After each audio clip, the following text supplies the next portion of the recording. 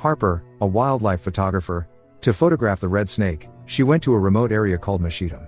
She likes running. Harper would have to stay there alone until the next day, when her boyfriend Billy would arrive to join her. The next day, while continuing to search for the red snake, Harper suddenly heard strange sounds coming from somewhere nearby.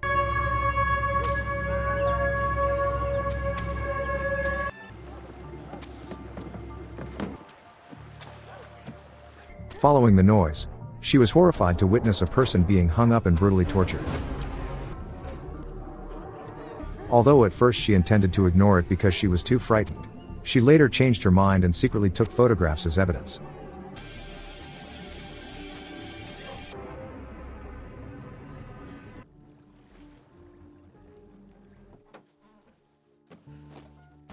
Because it was a remote area, there was no phone signal.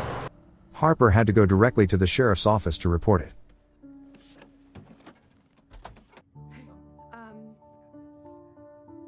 I saw something. Okay. You okay? I took pictures on my camera. Tell you what. When she returned to the car to get her camera, she encountered a man who appeared somewhat dim-witted. As she was about to retrieve the camera, at that moment,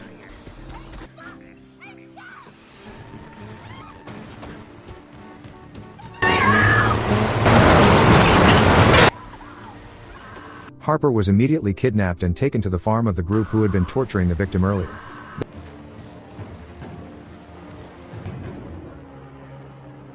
There, 5 men were already waiting.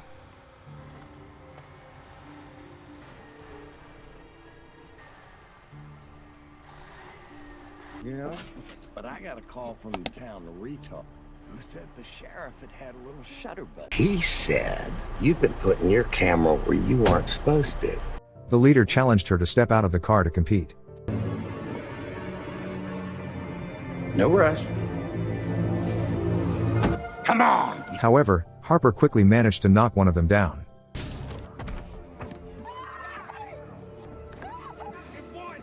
The leader was not afraid. Instead, he found her unexpected strength intriguing. Exactly the type of girl I have been looking for. He began lecturing about his own reasoning, saying that they were merely punishing someone who intended to sell information about the forest that their family had protected for generations to real estate development companies. After committing a depraved act against Harper, the group left. Some time later, Harper regained consciousness. Realizing she was alone, she looked for a way to escape.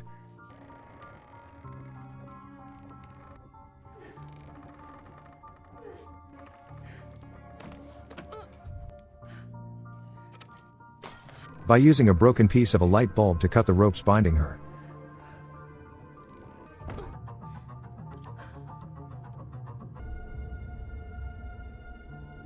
When the men returned and discovered that she had disappeared, they began organizing a pursuit. Harper took the opportunity to wash the dirt off her body, then moved on and discovered an abandoned house. There, she picked up an old pair of shoes and a coil of rope. Climbing a tree to observe, she determined the position of the man who was tracking her most closely.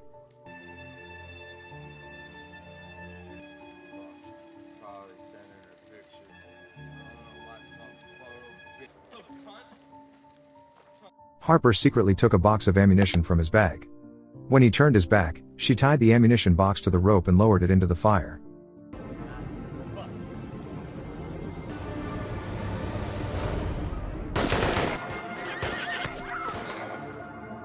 In this way, she killed the second man, and at the same time seized his bag containing food, a jacket, and drugs. The pursuit continued into the next day. Harper had to run from early morning. Unfortunately, she tripped over a wire and fell hard. Noticing that the wire was quite long, she decided to collect it to make a trap.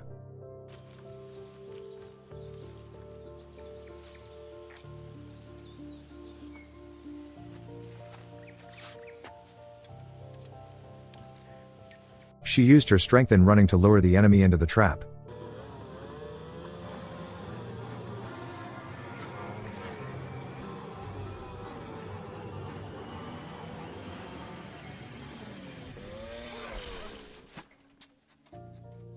Defeated the third man, and obtained a gun and a helmet.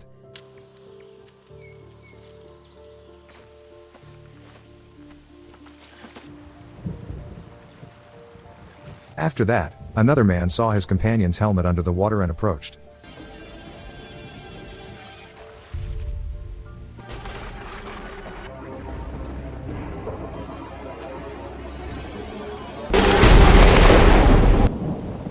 At this point, Harper had eliminated nearly all of those chasing her.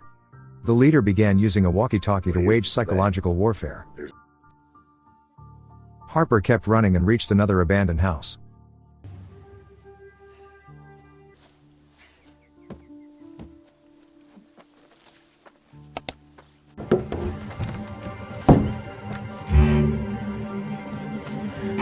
There, she used the items she had gathered to build a raft and move along the stream.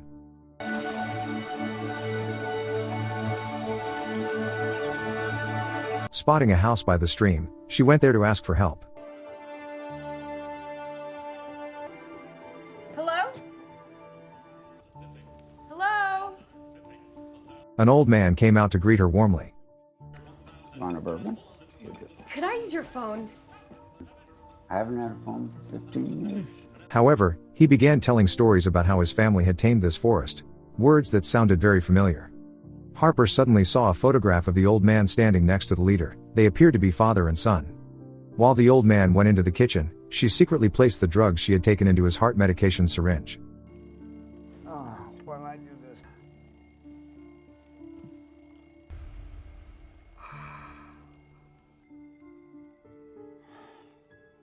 The old man proudly boasted that he was the one who had created the torture methods used in this village. After taking down the old man, Harper took a gun and an old vehicle to leave.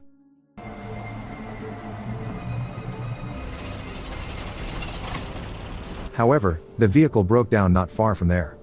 She had to take shelter in a junkyard to eat and rest. At dawn, she continued moving and found a grocery store. Darlene, damn pump's out again. Darlene. There, she encountered the sheriff again. Although she remained cautious and pointed her gun at him. Put it down on the ground. When she heard that he and her boyfriend were searching for her, Okay. Harper lowered her weapon and got into the police car. However, when she was about to show him the photographic evidence, Harper was horrified to realize that the sheriff himself was also in the photograph.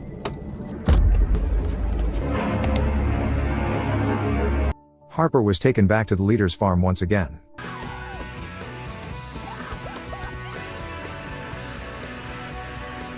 That requires a very special system.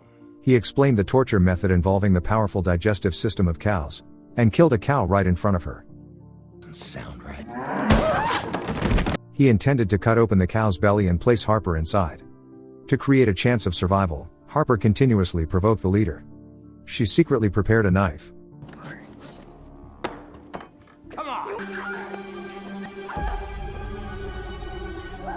Although her initial counterattack was suppressed, she still managed to seize his gun. But at that very moment, she froze when she saw her boyfriend being held hostage. Harper was restrained once again. Her boyfriend was thrown to the pigs to be eaten, while Harper was stabbed and locked inside the cow's belly. In the bile that was corroding her body, Harper saw the man she had met at the police station. But Harper did not accept death. She cut open the cow's belly herself and crawled out. After that, she was discovered by the police, but she stabbed him with a knife before moving to the hospital with another police officer. The film leaves a slight sense of regret because several scenes were cut too quickly, without clearly explaining the character's escape process. Thank you for watching.